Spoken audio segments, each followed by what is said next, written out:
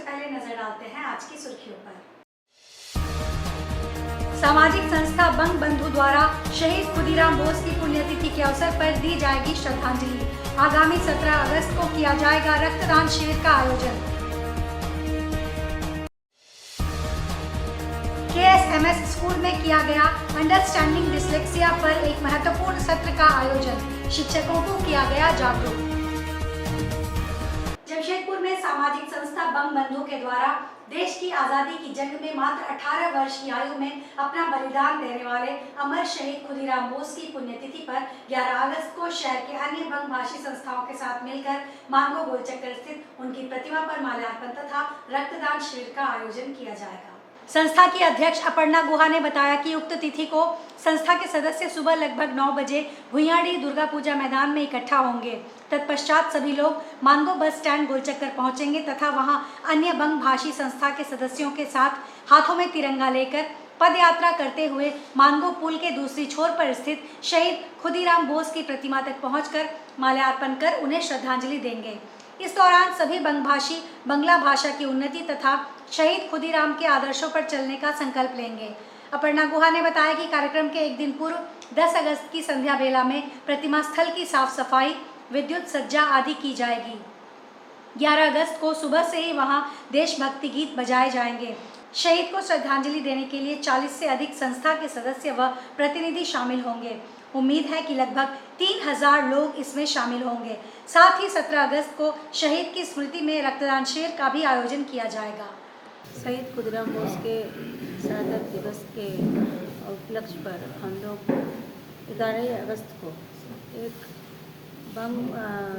बंगबंधु संस्था के द्वारा और साथ में पूरे जितने जमशेदपुर जितने बंग संस्था है या बंग समाज के जो क्लब है सभी लोग मिल के हम लोग एक पद यात्रा करेंगे जिसमें हज़ारों से भी ज़्यादा हमारे उसमें लोग रहेंगे और उसमें महिलाओं का भी भागीदारी बहुत ज़्यादा रहेंगे उसमें। और उस दिन हम लोग निकलेंगे आपका भुइयाडी दुर्गा पूजा मैदान से लेकर वहाँ से होते हुए हम लोग सीधा मानगो चौक में आकर शामिल होंगे और वहीं पर हमारे वीर खुदीराम बोस के जो मूर्ति है उसके ऊपर हम लोग माल्यार्पण करेंगे। हाँ, एक तो हज़ारों की संख्या बाइक रैली भी रहेगी, साथ में सभी के हाथ पे एवं सभी के जो बाइक रहेगी या जो भी गाड़ी रहेगी उसमें तिरंगा रहेगा हाथ में और सभी लोग हम लोग उसी में आएंगे। बाइक रैली होते हुए हम लोग सभी लोग आकर वहाँ पर माल्यार्पण करेंगे। साथ में 17 तारीख को हम लोग एक ब्लड डोनेशन उन्हीं के नाम पर हम लोग ब्लड डोनेशन कैंप के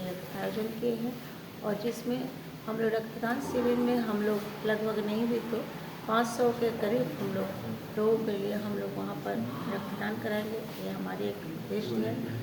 और सिर्फ बंग समाज के साथ साथ बहुत सारे संस्था है, बहुत सारे एसोसिएशन है जिन लोग का हम लोग खबर किए हैं कि सभी लोग आए तो खुदीराम बोस सभी के लिए है और सभी को हम लोग एक आह्वान करें कि सभी लोग आए और उस पद यात्रा में शामिल हैं। उत्कर्ष के बैनर तले KSMS स्कूल में श्रेया घोष एक अनुभवी टीचिंग काउंसलर ने अंडरस्टैंडिंग डिसलेक्सिया पर एक महत्वपूर्ण सत्र आयोजित किया। इस सत्र का उद्देश्य शिक्षकों को डिसलेक्सिया की समस्याओं और उनके समाधान के बारे में जागरूक करना था। डिसलेक्सिया एक न्यूरोलॉजिकल स्थिति है जो पढ़ाई में कठिनाई उत्पन्न कर सकती है, लेकिन इसका मतलब यह नहीं कि बच्चों की बुद्धिमत्ता में कमी है। इस सत्र में श्रेया घोष ने डिसलेक्सिया के लक्षणों, इसके कारणों और इससे निपटने के तरीकों पर विस्तार से चर्चा की। उन्होंने बताया कि कैसे यह स्थिति बच्चों के पढ़ने, लिखने और शब्दों को समझने की क्षमता को प्रभावित कर सकती है और इस दौरान उनके आत्मसम्मान को भी ठेस पहुंच सकता है। श्रेया घोष ने शिक्षकों को सलाह दी कि वे बच्चों की समस्याओं को समझने और उनके लिए विशेष तरीके अपनाने में सहायक बने। उन्होंने विभिन्न शिक्षण विधियों और अनुकूलन के उपायों की जानकारी दी जो डिसलेक्सिया से प्रभावित बच्चों को मदद कर सकते हैं। उदाहरण के लिए सुनने और दृश्य सामग्री का उपयोग, छोटी छोटी इकाइयों में पाठ्यक्रम को बांटना और एक सहायक और सहानुभूतिपूर्ण वातावरण तैयार करना शामिल है।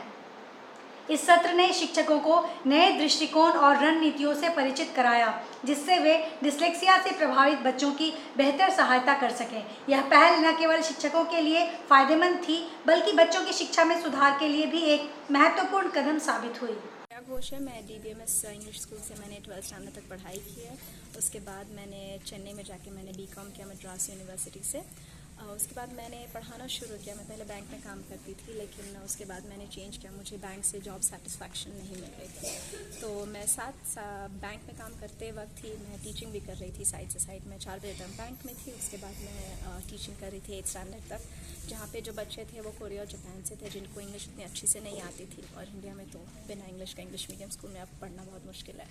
तो उस वक्त मैंने देखा कि बच्चों की स्ट्रगल बहुत ज़्यादा होती है। तो तब मैंने मास्टर्स किया इंग्लैंड से teaching English to speakers of other languages, और मैंने डिसलेक्सिया में स्पेशलाइज़ किया, क्योंकि उस वक्त मैं जब मास्टर्स करी तो उसके बीच में मेरी शादी हो गई और मैं मिलान मूव हो गई। तो वहाँ पे जब मैं स्कूल में पढ़ाई थी तब मैंने देखा कि इतने बच्चों को डिसलेक्सिया है, और इंडिया में वैसा अवेयरनेस ही नहीं है, किसी को पता ही नहीं था कि डिसलेक्सिया क्या है, कैसा है। लोगों ने तारे ज़मीन पर देखा, लेकिन वो असलियत नहीं है, वो उतना रियलिटी नहीं है वैसा। तो जब मैंने पढ़ा और उसके बाद देखा तो मुझे लगा कि नहीं, मुझे इसी में स्पेशलाइज़ करना चाहिए। तो अभी मैं मिलान के एक स्कूल में पढ़ाती हूँ, प्राइमरी और मिडिल। आसान भाषा में डिसलेक्सिया है जो आपको लिखने पढ़ने में तकलीफ़ होती है, क्योंकि आपका जो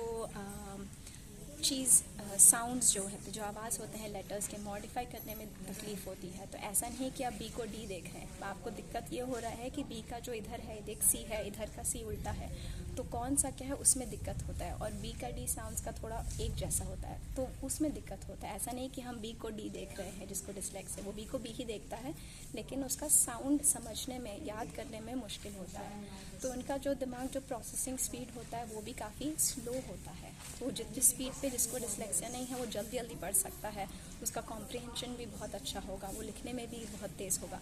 लेकिन जिसको होता है डिसलेक्सिया होता है, उनको बहुत तकलीफ़ होती है, धीरे धीरे पढ़ते हैं, धीरे धीरे लिख रहे हैं, उनको लिखने में भी दिक्कत होती है।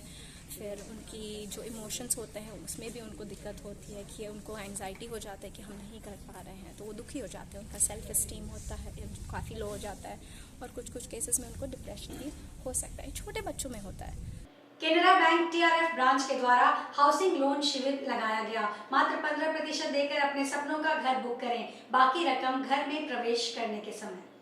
आदित्यपुर मेन रोड पर स्थित है 350 परिवारों का housing colony Rameswaram dream homes, जहां मात्र 15% देकर आप अपने फ्लैट के मालिक बनकर परिवार से जुड़ने का अवसर पाते हैं। बाकी की रकम फ्लैट में प्रवेश करने के समय अर्थात आपके ब्याज की बचत एवं EMI भी प्रारंभ होगा आपके घर में प्रवेश के पश्चात ही।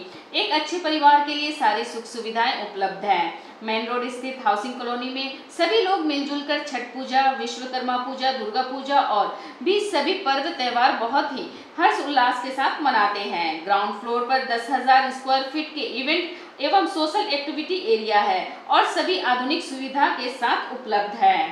आज हमारे नमस्कार, मैं branch manager TRF branch Canara bank जो बर्मा माइंस में स्थित है, वहाँ काम कर रही हूँ पिछले 2 साल से।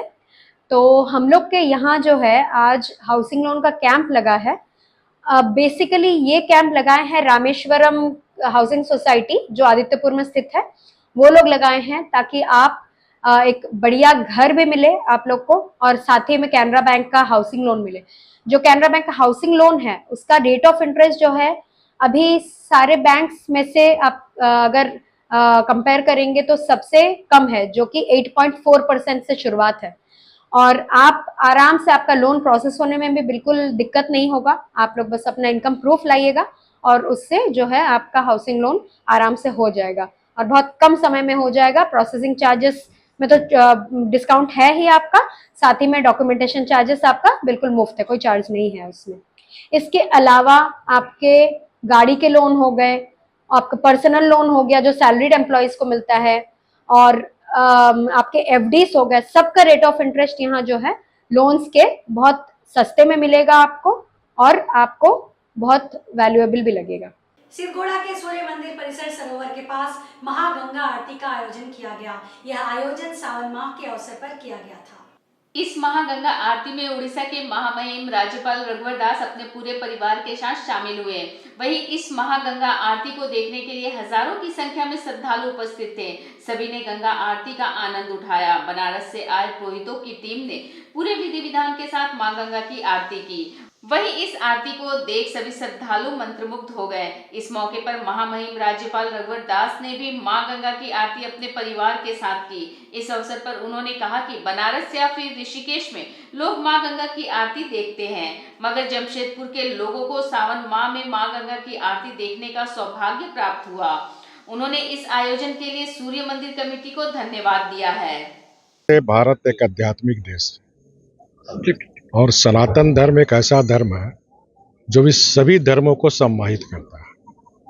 और देवों का महादेव भगवान शिव दुनिया में एक ऐसा भगवान है जो विष को पीते और अमृत को दुनिया को मानव कल्याण के लिए बांटते हैं। तो आज उसी सावन मास में सूर्य मंदिर कमेटी बनारस के तर्ज पर बनारस से हमारे आए सभी पुरोहितों ने जिस तरह जो जमशेदपुर के शिव भक्त महाआरती नहीं देख पाते हैं वैसे लोगों को सूर्य मंदिर समिति ने सुविधा दी। आप देखें बारिश के बावजूद भी हमारे शिव भक्त महिलाएं नौजवान बुजुर्ग सब एकत्रित हुए। तो ये सिद्ध करता है कि सनातन धर्म को कोई मिटा नहीं सकता है। ये धर्म प्राचीन काल से अध्यात्म है, अध्यात्म रहेगा। 7 अगस्त को जमशेदपुर के गोलमुर स्थित CW क्लब में यदुवंशी समाज की महिलाओं द्वारा सावन महोत्सव का भव्य आयोजन किया गया। इस कार्यक्रम का उद्देश्य समाज की महिलाओं को सशक्तिकरण के प्रति जागरूक करना था। साथ ही होटल जीवा में महिलाओं ने सावन मिलन उत्सव मनाया। महोत्सव में महिलाओं ने पारंपरिक रूप से सज धज कर अपने सामूहिक उत्साह का प्रदर्शन किया। इस अवसर पर नृत्य और संगीत का आनंद लिया, जिससे कार्यक्रम में एक जीवंत और उत्साहित माहौल बन गया। सावन महोत्सव के तहत महिलाओं को सिंदूर बिंदी का वितरण किया गया, जो भारतीय संस्कृति का महत्वपूर्ण हिस्सा है। इसके साथ ही 16 श्रृंगार की व्यवस्था की गई, जिसमें महिलाओं को अपने पारंपरिक सुंदरता को और निखारने का अवसर मिला। इस आयोजन ने न केवल समाज की महिलाओं को एक साथ आने और अपने संस्कृति का सम्मान करने का मौका दिया, बल्कि उन्होंने आत्म सशक्तिकरण और सामाजिक समर्थन के महत्व को भी समझाया। इस प्रकार के आयोजनों से समाज की महिलाओं को एकजुट करने और उनके सामर्थ्य को मान्यता देने में मदद मिलती है। साथ ही सांस्कृतिक विरासत को भी संरक्षित किया जाता है। महीने में सावन में 16 श्रृंगार होता है। मेहंदी चूड़ी बिंदी सब हरी हरी साड़ियाँ पहनते हैं हम लोगों, काफ़ी अच्छा लगता है। तो सावन उत्सव के मौके पर हम लोग जीवा होटल में लेडीज़ कार्यक्रम रखे हैं, डांस का कार्यक्रम रखे हुए हैं हम लोग, और हम लोग सब लेडीज़ एक साथ डांस करेंगे और सावन उत्सव मनाएंगे और इंजॉय करेंगे, मस्ती करेंगे, सावन का लुत्फ उठाएंगे, पूरी हरियाली हौजी भी खेलेंगे हम लोग, कुछ गेम्स भी खेलेंगे, डांस भी करेंगे। यादव यदुवंशी के मतलब द्वारा हो रहा यदुवंशी लेडीज़ यादव समाज की, और ये हम लोग पहल कर रहे हैं जितनी हमारी यदुवंशी लेडीज़ है सारे लोग को एकत्रित करने का। जो हमारी बहनें अभी भी नहीं आ पाई और जितनी आई है बहुत है, तो हम सारे लोग को कहेंगे कि ये सावन महोत्सव यही था कि मतलब हमारी यदुवंशी महिलाएं लोग जो भी घर के अंदर है वो अगर आ जाए सामने तो बहुत अच्छे हो। पुरुष लोग तो हमारे बहुत आ जाते हैं, पर यदुवंशी लेडीज़ हमारी नहीं आ पाती है, तो उन लोग से अनुरोध है कि प्लीज़ आप लोग आया कीजिए और आइएगा तो अच्छा लगेगा। आज के इस बुलेटिन में बस इतना ही। हम फिर हाजिर होंगे कुछ और नई खबरों के साथ। तब तक के लिए SCCN न्यूज़ की पूरी टीम की ओर से मुझे दीजिए इजाजत। नमस्कार।